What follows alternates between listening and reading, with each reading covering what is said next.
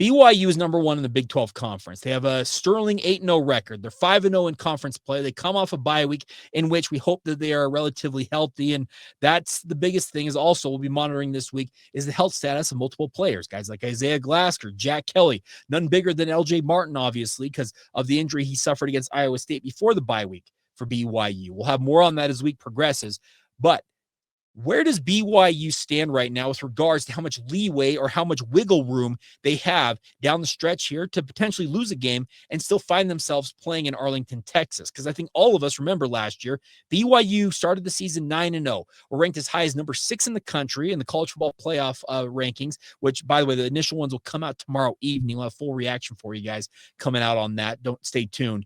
But you look at it, what does BYU have to do to avoid the pitfalls that befell them last season? Speaking of losing 2 games and finding themselves essentially the odd team out of a wild tiebreaker scenario. Well, the number one thing they can do is win every single game, because with BYU standing alone atop the Big 12, so long as they don't drop a game, there is no tiebreaker scenario to worry about at this point for BYU. Now, that seems a little, far-fetched in many respects, but yet again, BYU's 8-0 on the season. If they drop one game, they are still in very, very good shape. And the biggest question is, who do you drop that game to?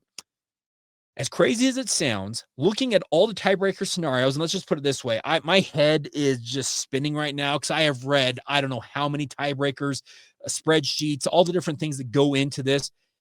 The most, if you want to call it, advantageous loss that you could take for BYU would be this week against Texas Tech.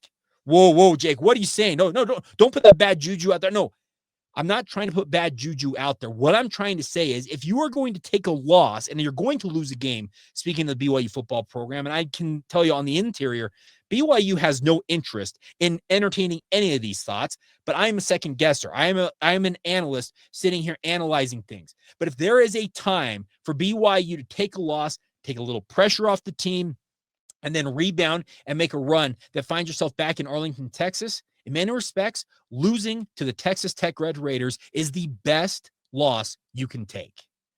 I know that sounds crazy, and BYU being a 10.5-point underdog, it may not be all that crazy for some of you also to entertain that, but just looking at how tiebreaker scenarios would play out, having the tiebreaker lost to Texas Tech while also holding it simultaneously over both Cincinnati and Utah, should you beat Cincinnati in a few weeks' time, that is where BYU still stands very, very strong odds of playing in Arlington, Texas. Second best loss to take at Cincinnati. That obviously comes up in 3 weeks' time. That one, obviously, you'd have the tiebreaker over Texas Tech in addition to Utah, but loses the tiebreaker to Cincinnati. Should Cincinnati not drop another game, and the way that they played against Utah, it looks like they are imminently still beatable, but we'll see how it all shakes out. You would still find yourself in pretty strong contention to play in the Big 12 title game. What you'd need to avoid at all costs is dropping 2 games here. Losing at Texas Tech, losing at Cincinnati, that would put you in a pretty perilous situation where you can find yourself once again, much like last year, finding yourself on the wrong side of let's say a 3 or 4-way tie for a chance to go to the Big 12 title game and find yourself as the odd man or maybe the 4th team out. That is what you want to avoid here for BYU. So the simple fact of life for the BYU football program right now is win and you are in. Number 2, if you're going to lose a game, well, guess what? It may be the best time to do it on national television with a lot of people wanting to downgrade you already. Drop it to Texas Tech, rebound, beat TCU, go to Cincinnati and win, and then finish up on Thanksgiving weekend by pounding UCF and find yourself at 11-1 with a rematch, in theory, against the Texas Tech Red Raiders, with both of you sitting at 11-1 going into that game in Arlington, Texas. In some respects, the Big 12 actually may like that in the best case scenario right there, with both teams being 11-1, because I have reached out to some national college football writers and I have asked them, hey, here's a question for you guys. Let's say we were to have an 11-1 BYU against an 11-1 Texas Tech in Arlington, Texas. Would that give the Big 12 the best shot in your mind to play to put 2 teams in the college football playoff? And the vast majority that I have talked to, and it's not more than 2 handfuls of people I've talked to so far, but the vast majority have said By my recollection, that would be in many respects the best way for BYU and another team in the Big 12 to represent in the college football playoffs with multiple teams from the Big 12 conference. The other thing is the ACC continues to kind of cannibalize itself right now. And should the ACC continue to do what it's doing to itself, could they find themselves with maybe 1 or 0 teams in the college football playoff, thereby giving the Big 12 an extra slot in theory? That also is a theory that was thrown out to me, because you look at what the ACC is doing right now, it seems to be gobbling each other up, much like BYU and the rest of the Big 12 did to each other a season ago. So I break all this down essentially to say that so long as BYU handles their business and doesn't drop more than 1 game down the stretch here, it looks like you can, tentatively make your plans to be in Arlington, Texas.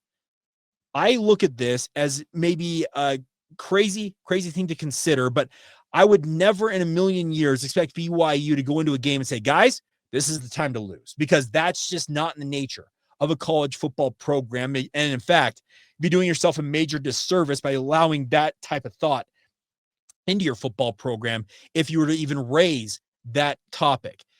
But the point remains for the BYU football program right now that they have everything laid out in front of them. They have talked often about controlling the controllable. They talked in training camp. Trust me, I did almost every media interview I did during training camp. BYU talked about going from good to great. And what they meant by that was they knew they were a good team a season ago. And you know what a mark of a good team is continuing to find ways to win. And with back-to-back 8-0 starts and back-to-back seasons for the first time in program history, there is no denying that BYU is a good football team. But you want to know what makes a great football team? A, it's playing and potentially winning a Big 12 title, and B, playing for it all. Speaking of making the college football playoff, they know how close they were a season ago. Had they not dropped a game to Kansas, had they not dropped that game to Arizona State, they would have been playing in Arlington, Texas. And I know there are a bunch of you out there, I know who you are, who still had travel plans to go to Arlington that had to do it because they're non-refundable. And it was an absolute gut punch to watch BYU come so close to living those dreams a season ago. You know what? Everything that BYU has worked for this season is right there for them right now. They can ill afford to watch it slip through their fingers now, because if they do, you want to have a bunch of Cougar fans who are upset? Well, have yourself 2 years in a row, have everything to play for in front of you, and, gag it away. So to reiterate, win and you're in. If you're going to drop 1 game, the best time to drop a game in many respects is this week against Texas Tech. And I know that's crazy to consider because none of us want to root for BYU to lose a game. But so long as BYU handles their business and only drops 1 game down the stretch, it sure looks like BYU should find itself playing in Arlington, Texas. That's the long and short of how things are going to work out, it feels like, for BYU and a chance to play for a Big 12 title.